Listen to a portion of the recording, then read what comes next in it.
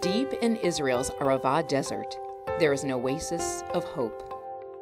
Here, students from across the Middle East and around the world are being provided with the knowledge and skills they need to protect the environment they share. Everybody needs resources, everybody needs water, everybody needs air, it doesn't matter where you're from. Israelis and Arabs, Jews, Muslims, and Christians, future leaders united by the belief that nature knows no borders and the conviction that true coexistence begins with meaningful collaboration. It's taught me to believe. That's the language that we teach.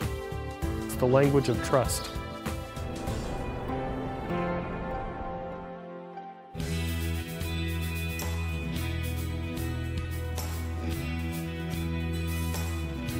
We focus on environmental issues from a transboundary perspective that is based on cooperation with our neighbors.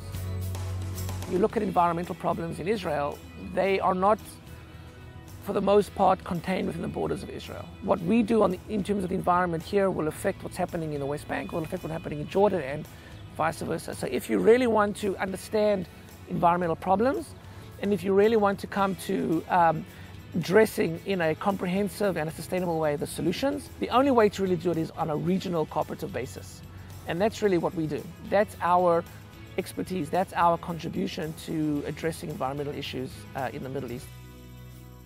The Arva Institute is an academic research institution under the auspices of Ben-Gurion University. Jews and Arabs in the same room, Israelis, Palestinians, Jordanians, and students from all over the world for a semester, 2 semesters, sometimes for longer. There may be a difference of opinion about history or about politics or about why the conflict started in the first place. They all have to learn to live together, as angry as they may be about each other. It's not if the Israelis win, the Palestinians lose, and if the Palestinians win, the Israelis lose. It's if one side loses, both sides lose.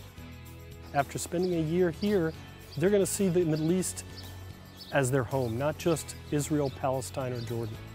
Our alumni are making a critical difference to the dialogue between peoples in the region about environmental issues, about natural resources, and how we need to work together in order to make this place a better place to live in.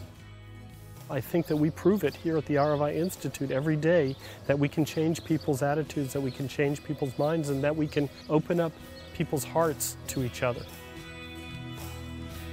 At the end of the semester, where do you go? You leave this bubble, but you don't leave it as you came.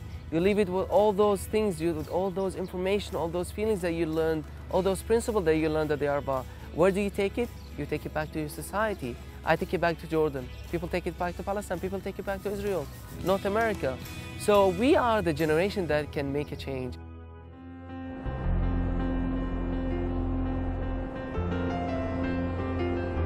One of the things the Arava Institute has wanted to do was to educate a new generation of leaders who would realize that nature has no borders. We need leaders who believe that there's a future for all of us in the Middle East, and if there's a future for all of us in the Middle East, then we need to start doing something today so that future is bright and clean and healthy and peaceful. This place does attract people who have leadership qualities. And I've met a lot of people with a lot of leadership qualities, people who have ideas bubbling in their brains. It puts faith in you. It says, if you have an idea, tell us, maybe we'll do it. What's the best way to have that kind of impact? Invest in our future, invest in our students, invest in the young generation.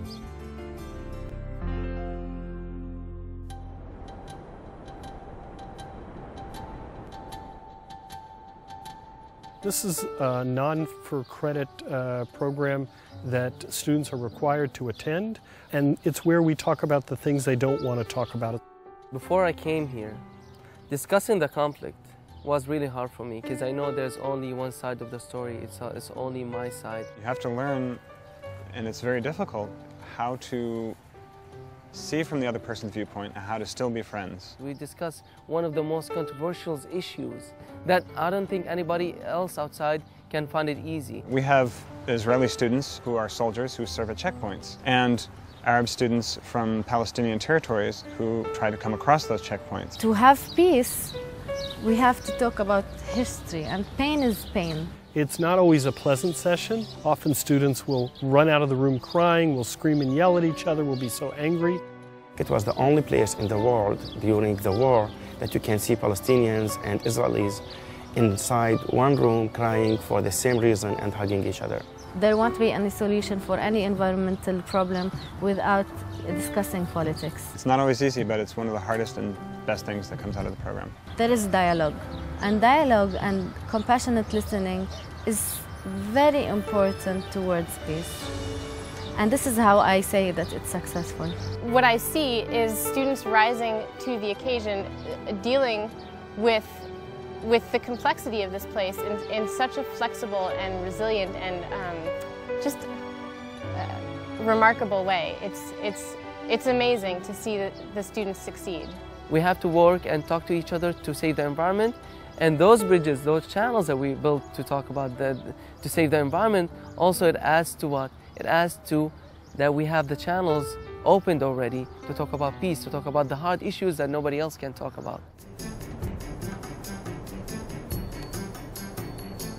The Institute work is not done with you when you leave this gate. We have something called the APEN that really connects all the alumni together.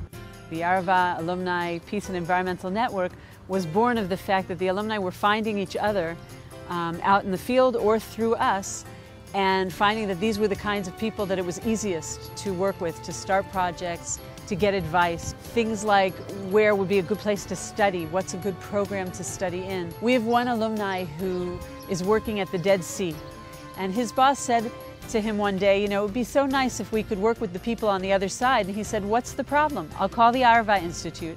Through the lectures and the students, I'm sure we can get to the right people, and he did. People that were once my students are now my research partners, whether it be in Jordan, whether it be in Israel. One of my colleagues now is somebody who now works within the Israeli government on dealing with issues that face the Dead Sea. Where Ro'i is today is in part due to the experiences that he had as a student here at the Institute. We've had the pleasure and the honor to have given them some of the tools to make the next step. I consider myself now ready and skilled to go forward with the peace process.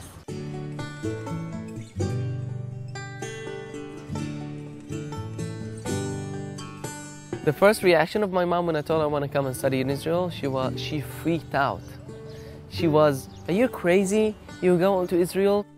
How can you deal with the enemy? This is something that we raised with. My experience with Arabs or Muslims in the world was passing them in the street in Jerusalem. And suddenly I found מכון הערבה, the Arava Institute, which was talking about environmental studies, where Israelis and Arabs study together and also do some peace work, which to me was just a blow. I was like, wow, actually my heart jumped and I felt it in my stomach and I was like, this is it.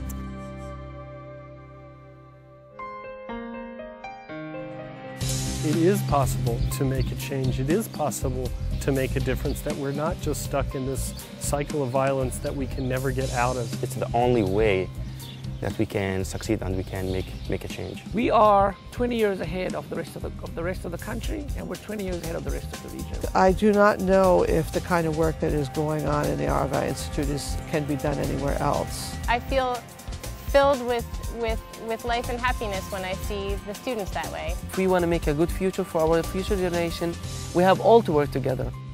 Today and every day, lives are being changed and the future is being rewritten at the Arava Institute.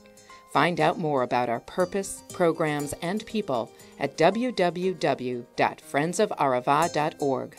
Join us, because nature and hope know no borders.